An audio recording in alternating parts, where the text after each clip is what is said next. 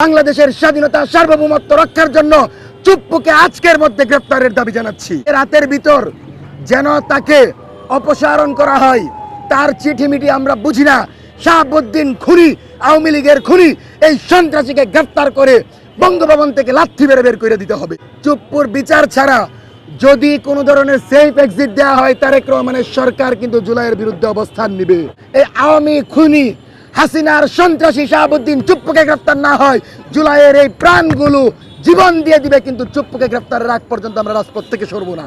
সুতরাং যে কোনো মূল্যে এই শাহাবুদ্দিন চুপ্পুকে গ্রেফতার করতে হবে এবং আগামীর বাংলাদেশের রাষ্ট্রপতি হবে জাতীয়তাবাদী দল থেকে, যিনি বাংলাদেশের প্রশ্নে আপোষহীন থাকবে, যিনি জামাত, বিএনপি, এনসিপি প্রত্যেকটি শক্তিকে জুলাইয়ের ফ্যাসিবাদ বিরোধী শক্তি হিসাবে মূল্যায়ন করে আগামীর বাংলাদেশকে নেতৃত্ব দিতে এমন একজনকে আমরা রাষ্ট্রপতি দেখতে চাই।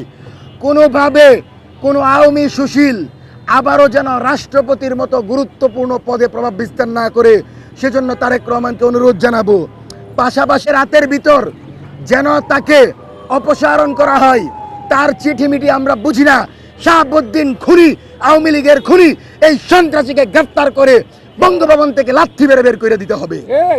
সুতরাং আমরা এখানে বসে যাব, আমরা দাবি জানাচ্ছি যে কোনো মূল্যে তাকে অপসারণ করে জুলাই গণহত্যার দায়ে, জুলাই গণহত্যায় সম্পৃক্ত থাকায় এবং দীর্ঘ 16 বছর আওয়ামী ফ্যাসিবাদের পৃষ্ঠপোষক থাকায় চুপ্পুকে গ্রেফতার করতে হবে। গ্রেফতার ছাড়া, চুপ্পুর বিচার ছাড়া যদি কোনো ধরনের সেফ এক্সিট দেওয়া হয়, তারেক রহমানের সরকার কিন্তু জুলাইয়ের বিরুদ্ধে অবস্থান নিবে। আপনি মনে রাখেন, জুলাই জনতা এখনো রাজপথে আছে। বাংলাদেশের জনগণ চায় না যে এই সরকার কোনো ফ্যাসিবাদের পৃষ্ঠপোষককে সেফ এক্সিট দেয়, কারণ সেফ এক্সিট পেয়েছে হাসিনা, সেফ এক্সিট পেয়েছে কাদের। আবারও যদি চুপ্পুকে সেফ এক্সিট দেয় আর এই দল সরকার ক্ষমতায় থাকে, তাহলে স্পষ্ট হয়ে যাবে জাতীয়তাবাদী দল আপোষ করে এতদিন আওয়ামী লীগকে প্রশ্রয় দিয়েছিল। সুতরাং জাতীয়তাবাদী দলের সুমহান আদর্শ কোনোভাবেই যেন বুলণ্ঠিত না হয় এবং বাংলাদেশের স্বাধীনতা সার্বভৌমত্ব রক্ষার জন্য চুপ্পুকে আজকের মধ্যে গ্রেফতারের দাবি জানাচ্ছি।